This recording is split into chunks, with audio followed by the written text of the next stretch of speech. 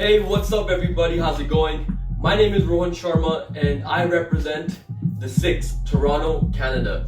I work as a project manager in my daily Monday to Friday 9 to 5 corporate job, and other than that, I am a professional host. I go by the name of Emcee Rohan, and as you all may know, I'm a huge advocate of promoting Bhangra as well. ਕਦੇ ਸ਼ਹਿਰ ਪਟਿਆਲੇ ਤੈਨੂੰ range ਚ ਕਮਾਉਂ ਬੱਲੀਏ ਜਿਹੜੀ ਚੀਜ਼ ਉੱਤੇ ਤੇਰੀ ਅੱਖ ਖੜ ਗਈ ਨਹੀਂ ਉਹ ਦਵਾਉਂ ਬੱਲੀਏ ਓਏ ਆਖਦੀ ਨਾ ਮੁੰਡਾ ਨਹੀਂ ਉਹ ਮਿਹਨਤੀ ਉਹ ਰਾਤਾਂ ਵਾਲੇ ਤਾਰਿਆਂ ਨੂੰ ਪੁੱਛੀ ਉਹ ਗੱਭਰੂ ਦਾ ਨਾਮ ਬੋਲੇ ਚੰਗਿਆਂ ਦੇ ਵਿੱਚ ਜਾ ਕੇ ਮਾਰਿਆਂ ਨੂੰ ਪੁੱਛੀ ਗੱਭਰੂ ਦਾ ਨਾਮ ਬੋਲੇ ਚੰਗਿਆਂ ਦੇ ਵਿੱਚ ਜਾ ਕੇ ਮਾਰਿਆਂ ਨੂੰ ਪੁੱਛੀ ਉਹ ਖਿੱਚ ਕੇ ਰੱਖ ਸੈਨ ਵੀ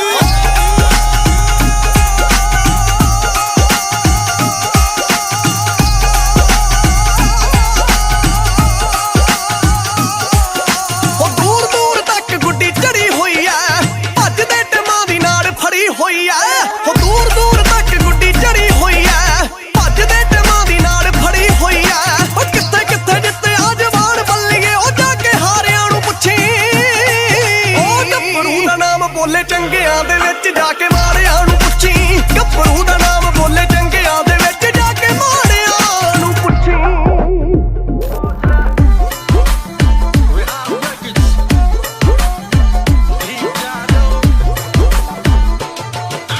ਗੱਡੀ ਦੀ ਪਛਾੜ ਮੈਨੂੰ ਆ ਗਈ ਹੋਰ ਵੇ ਫਲੈਸ਼ ਲਾ ਕੇ ਬੈਠਾ ਸੀ ਕਾਲੇ ਦੀ ਸਿਰਾਂ ਦੇ ਪਿੱਛੇ ਸੋਹਣਿਆ ਕਿਤੇ ਹੱਥਾਂ ਵਿੱਚ ਹੱਥ ਪਾ ਕੇ ਬੈਠਾ ਸੀ ਮੈਨੂੰ ਦੇਖ ਕੇ ਭਜਾਈ ਗੱਡੀ ਸੌਤੇ ਗੱਡੀ ਦਾ ਸਿਕਾ ਦੀ ਕਾਲ ਸੀ ਰਾਈਟ ਸੀਟ ਉੱਤੇ ਲੱਭਿਆ ਵਿਹਾੜੀਆਂ ਕਾਲਾ ਸ਼ਾਰ ਗੱਡੀ ਦਾ ਵਾਰ ਸੀ ਪਿੱਛੋਂ ਤੇਰੇ ਹੁੰਦੇ ਆ ਬਹਾਨੇ ਵੇ ਜੱਟ ਤੇਰਾ ਯਾਰਾ ਨਾਲ ਸੀ ਰਾਈਟ ਸੀਟ ਉੱਤੇ ਲੱਭਿਆ ਵਿਹਾੜੀਆਂ ਕਾਲਾ ਸ਼ਾਰ ਗੱਡੀ ਦਾ ਵਾਰ ਸੀ ਕਾਲਾ ਸ਼ਾਰ ਗੱਡੀ ਦਾ ਵਾਰ ਸੀ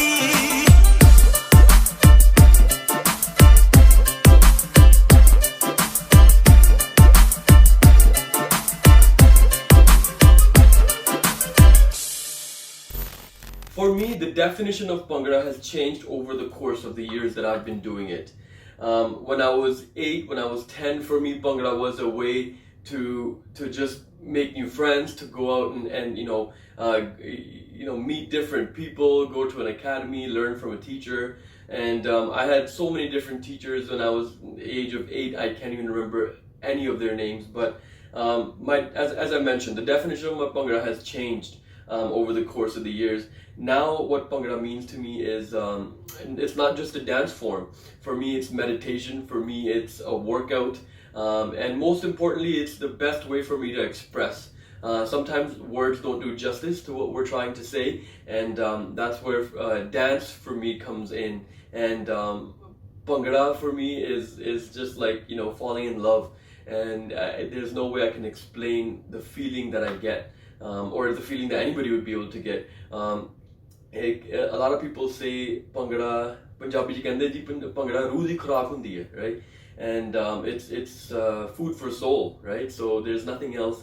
I think if I had to explain it in the smallest way possible, it's food for my soul. So that's what it means for me. Just like I balance all the other things in my life, working as a project manager has improved and enhanced a lot of my skills to be able to do time management and to be able to prioritize things. And I've never really had an issue being able to give my time to my non-Bhangra friends and my Bhangra friends, because eventually your Bhangra friends do become your outside Bhangra friends as well. There's a saying that says, practice until you get it right. I don't believe in that. I think it should be practice until you can't get it wrong. So if I'm making a routine, if I'm making a piece, if I'm making choreography, the number one thing for me is it has to feel natural, it has to flow. And on top of that, I know I'm satisfied when I can keep repeating it, I can keep nailing it without making a mistake. My input for the Bhangra community is to focus on Bhangra first. 100%, there's so many things that everybody can have opinions for, okay? And this is just my opinion. ਜਦੋਂ ਤੱਕ ਅਸੀਂ ਭੰਗੜੇ ਨੂੰ number 1 ਤੇ ਰੱਖਾਂਗੇ ਨਾ, Bhangra community is going to be fine. The moment we start putting Bhangra second, is when I don't know what to do or what to say to the Bhangra community. So for me, if I was to send a message to the Bhangra community, I would say keep your focus on the art, learn everything you can from from the roots to where it is now, and focus on Bhangra, focus on improving your Bhangra, and let your Bhangra speak. When we talk about my Bhangra idol, right now, I do want to say there are a lot of great dancers. I've been watching Bhangra again. I mentioned, I think since I was 14 or 15. I started learning at the age of 8, but I started watching a lot of YouTube videos and a lot of performances around the age of 14, 15, and now I'm 28, 29. For me, in the last 14, 15 years, I have seen a lot of dancers, and I've maybe picked up on some nakra from some dancer, some athletic ability from some dancer, and I've been able to I've been able to idolize a lot of the dancers that I've been around and been exposed to, whether it be through YouTube videos, whether it be through collaborations, whether it through be projects that we run from from one end of the world to the other. So I don't have a specific Bhangra idol, but this is where I'm going to refer to my man Snoop Dogg. I am my idol. I want to thank myself because everything that I've done, if I wasn't really interested in it, and if I didn't really take if I didn't take the initiative to learn everything myself, I wouldn't be able to do Bhangra, and I wouldn't be able to be sitting here speaking to you guys. In the near future, when it comes to Bhangra, I am going to try to not only push my own limits when it comes to being athletic and when it comes to being able to perform every single move with great execution, but I do want to try to fuse something. So if I'm going to be fusing a little bit of hip hop into Bhangra, I want to make sure I don't lose the essence of Bhangra. My problem is a lot of the videos that I see, not a lot, okay, I shouldn't say a lot. Some of the videos that I see that have tried to do this before, they're either great at hip hop or they're great at Bhangra. When you're great at hip hop and not so good at Bhangra, what happens is you end up taking the essence of Bhangra out of the video. So some of my future projects, which you guys will obviously be following and keeping up with, is going to be some sort of a fusion between hip hop and Bhangra, and maybe who knows from then, and we can kind of continue to go on. Remember, when I say there's going to be a fusion, it's still going to be 80% Bhangra, maybe a little bit of touch of hip hop, and again, this is for entertainment purposes, and all of that without losing the form and the technique and the roots of Bhangra, and I'm going to make sure that happens. All right, so my thoughts on this question. First of all, I don't think that the Indian Bhangra community gets less attention than let's say the rest of the world, or Canada, USA, UK, Australia, Hong Kong, whichever place, right? I do not think that there's not enough exposure given to Indian Bhangra dancers. I actually think that a lot of the dancers that I know, right, or a lot of the teams that I know, actually refer back to Indian Bhangra teams, to understand, where things are headed, right? Now, that could just be my opinion. I mean, that actually is my opinion, and I think it's a strong opinion because I personally look up to a lot of teams in India and a lot of dancers in India. And just because, when it comes to nakra, when it comes to understanding the roots and understanding even Punjabi songs, I know a lot of people that do Bhangra here in the Western world don't even understand lyrics. So if anybody is trying to learn Bhangra and perfect their art of Bhangra, there's no way they wouldn't turn to India. So I don't think there's a discrepancy between the exposure that Indian Bhangra dancers get compared to let's say non-India residing Bhangra dancers. I just think it just comes down to which person and how much effort are you really putting into getting yourself out there. And I know, so yeah, I don't think I don't agree with that.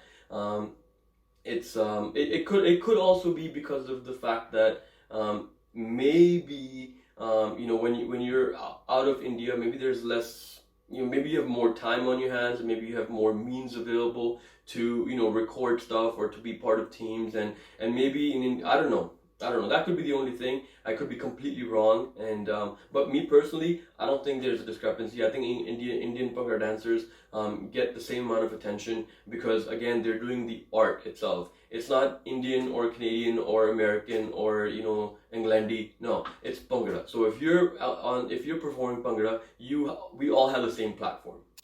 This happens only, and it's so much easier to say. There's a lot of factors that go into politics, right?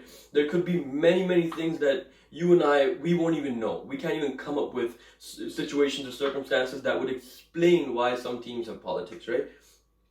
Some teams have politics with each other, and then sometimes there's politics within a team, right? So there's so many different things. We'd have to do a whole different episode. But if I was to sum it up to maybe a couple of things, I would say there is politics in Bhangra teams or within Bhangra teams because of these reasons. One, putting Bhangra second. When you forget why you started doing, or why you started a team, or why you started dancing in the first place, and you forget that, then your brain starts to get involved with all these extra shenanigan nonsense that you don't need to be a part of. Second, personal egos, right? A lot of people just, have some sort of that inner, competitive nature where there's like, I need to be better than that team. And that competitive nature is necessary. It needs to be there, but not to a point where it's now having a negative impact on not only the teams around you, but the dancers around you as well. So I think a lot of times people let their personal things get in the way of the actual dance, which is Bhangra.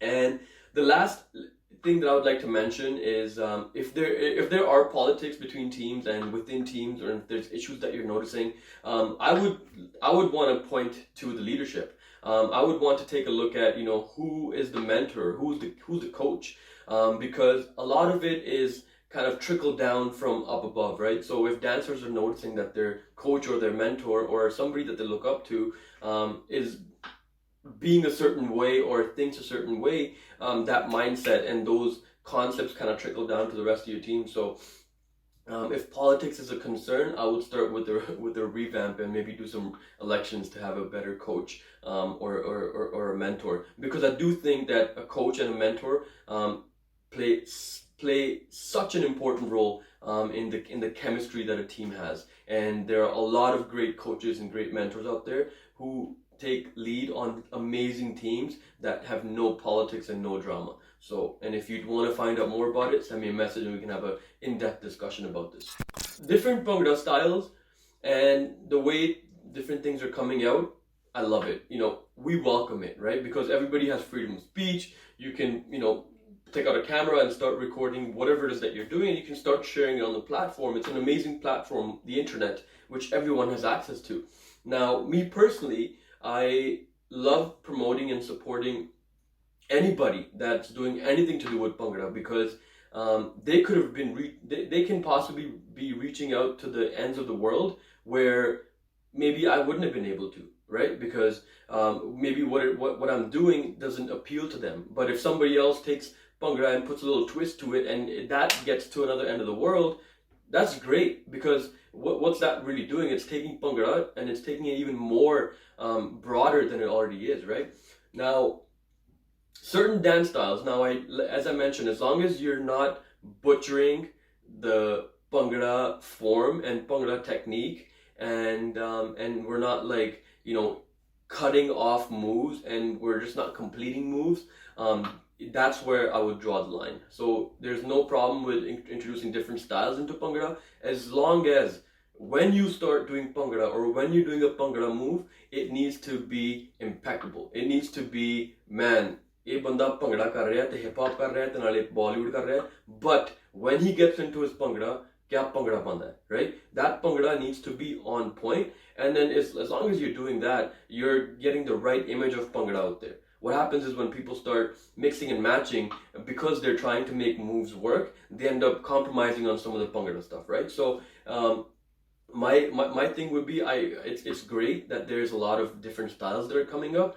and my thought on that would be that's great, but let's not lose the essence of Bhangra and the actual form and technique that we've learned all these years. So coming back to the same question that I answered before, I do not think that the essence of Bhangra is fading away. If anything, I think there's more and more awareness every day that people kind of realize about Bhangra.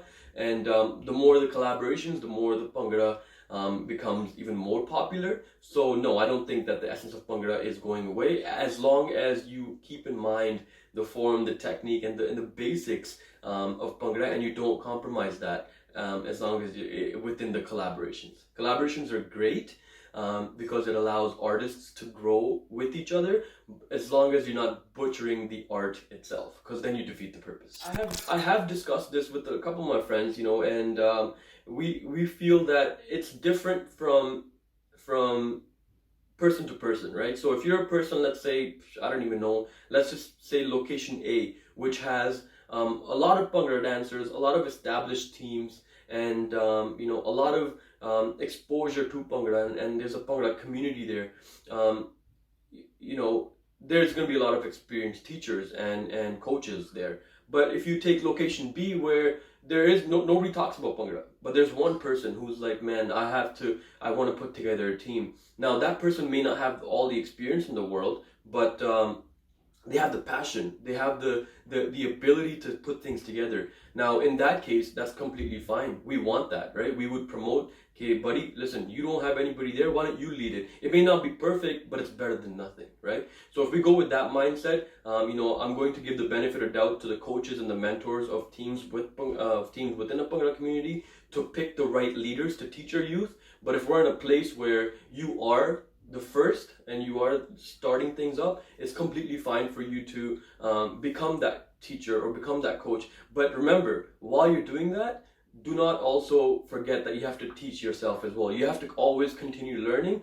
Only then you'd be a great leader. If you think that you've learned everything and you know everything about Bhangra, that's where your growth stops. Me, till date, I'm still learning new things, and as I meet all the new people in the world, I'm always telling them that, hey, I've learned this from you. And I'm so glad to be around you. I'm honored to be in your presence, because of the fact that I wouldn't be, as I mentioned, I wouldn't be anything if I had not learned from all the different people that have come into my life. So if you are an upcoming Bhangra artist, first of all, thank you, love you, bless you for taking the art of Bhangra and making it your own, and you know, promoting it at a platform, and you know, inspiring everybody around you. So thank you for joining us. And if there was one thing that you would hear from me, or something that I wish I told myself when I was getting into Bhangra, it would be practice, practice, practice. And there's nothing you can do to replace great practice. And and you do have to not only practice, you have to do efficient practice, right? So don't be practicing the wrong thing over and over again. So make sure you're practicing, but with that, you know, take the time out to understand form, to understand technique, to understand roots. And if you keep your focus on those two things, you're well on your way to accomplishing your dreams, to making dance your passion, to be able to express in ways that a lot of people can only imagine. So as I mentioned, focus on your form and focus on understanding where Bhangra came from and understanding folk Bhangra as well. And then the sky's the limit.